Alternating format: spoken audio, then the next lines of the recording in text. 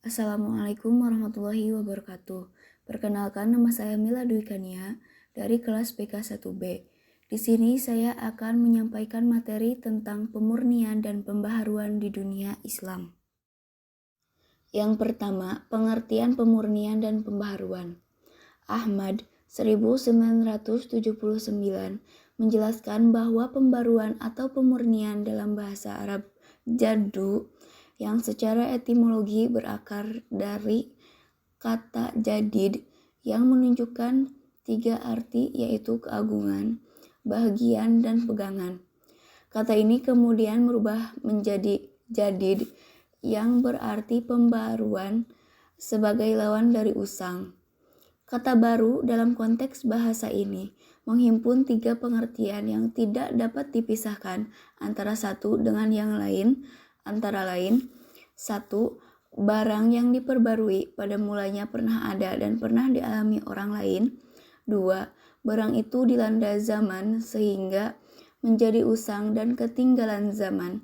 Dan 3. Barang itu kembali diaktualkan dalam bentuk kreasi baru. Ka'bah 1987. Salimi dan kawan-kawan 1998 berpendapat bahwa pembaruan itu identik dengan istilah modernisasi atau tajdid.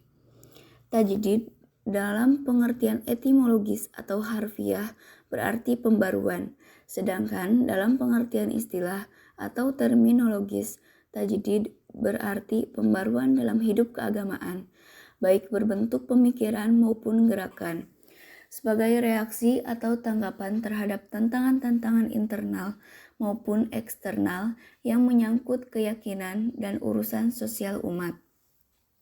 Dalam kaitan dengan pembaruan Islam, tajdid memiliki 2 pengertian, yaitu yang pertama, tajdid dalam bidang akidah dan ibadah mahdoh. Dalam bidang ini, tajdid diartikan pemurnian dengan jalan kembali pada pedoman mutlak, yaitu Al-Quran dan Sunnah Rasul, atau bersih dari bid'ah, syirik, khurafat, dan takhayul. Kedua, tajdid dalam muamalah duniawiyah. Dalam hal ini, tajdid diartikan memperbaharui interpretasi atau merumuskan kembali ajaran Islam sehingga Islam tidak terkesan ketinggalan zaman. Dalam ungkapan lain, tajdid berarti modernisasi atau interpretasi baru terhadap ajaran Islam. Pasha dan Nurban, tahun 2005. Yang kedua, kemajuan dan kemunduran peradaban Islam dalam berbagai bidang. Sekitar abad ke-7 sampai dengan abad ke-10 Masehi, Islam berkembang dengan pesat meliputi wilayah-wilayah yang sangat luas dengan penguasaan ilmu pengetahuan, peradaban, dan kebudayaan yang sangat maju dan tinggi yang berdimensi rahmatan lil alamin. Kejayaan Islam ini merupakan hasil perjuangan yang tidak mengenal lelah, baik yang dirintis dan dipelopori oleh Nabi Muhammad SAW beserta para sahabatnya dan diteruskan pada zaman Al-Khulafaur Al-Rasyidin. Secara pengklasifikasian periode kemajuan peradaban Islam sejak era awal dapat dilihat sebagai berikut. 1. Dinasti Umayyah tahun 661 sampai 750 Masehi, berdirinya perguruan tinggi seperti Universitas Iskandariyah dan Universitas Naisabur, dan munculnya tokoh-tokoh mujtahid besar di bidang fikih seperti Imam Abu Hanifah. Dinasti Abbasiyah tahun 750 sampai 1258 Masehi, terhimpunnya para cendekiawan dalam satu forum, Darul Hikmah, dan lahirnya tokoh-tokoh cendekiawan muslim antara lain Al-Kindi, Al-Farabi, Ibnu Sina, Abu Ali Al-Hasan, Ibnu Daud, dan Al-Khawarizma. Dinasti Umayyah di Spanyol tahun 757 sampai 1492. Pengembangan ilmu pengetahuan, peradaban, dan kebudayaan seperti berdirinya Istana Alhambra, Masjid Cordoba, dan lain sebagainya. Dinasti Fatimiyah tahun 929 sampai 1171.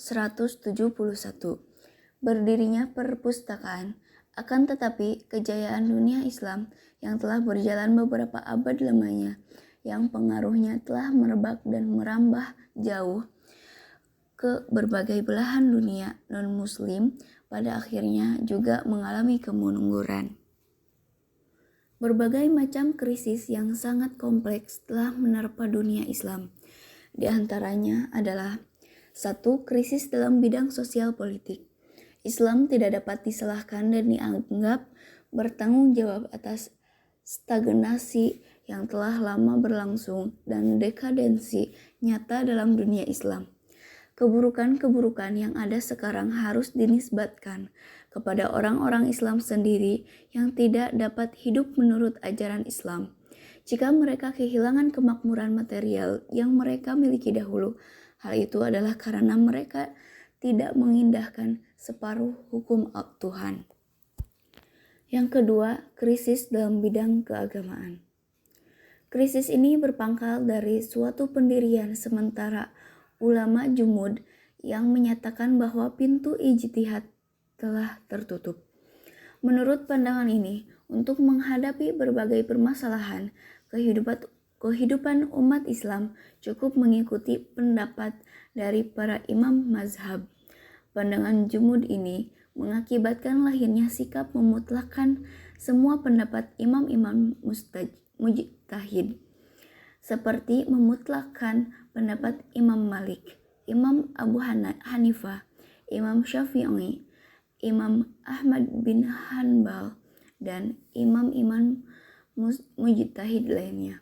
Padahal pada hakikatnya imam-imam tersebut masih tetap manusia biasa, bukan manusia maksum yang tidak akan lepas dari kesalahan. Yang ketiga, krisis dalam bidang pendidikan dan ilmu pengetahuan. Krisis ketiga ini sesungguhnya hanya sekedar akibat dari adanya krisis dalam bidang sosial politik dan bidang keagamaan. Sebagaimana telah dibahas di muka, bahwa dengan jatuhnya pusat-pusat kekuasaan Islam, baik di belahan barat yang berpusat di Cordoba, maupun di belahan timur yang berpusat di Baghdad, ternyata penderitaan yang dialami dunia ilmu pengetahuan adalah sama. Baik Nasrani Spanyol maupun tentara Mongol, mereka sama-sama berperangai barbar dan sama sekali belum dapat menghargai betapa tingginya nilai ilmu pengetahuan.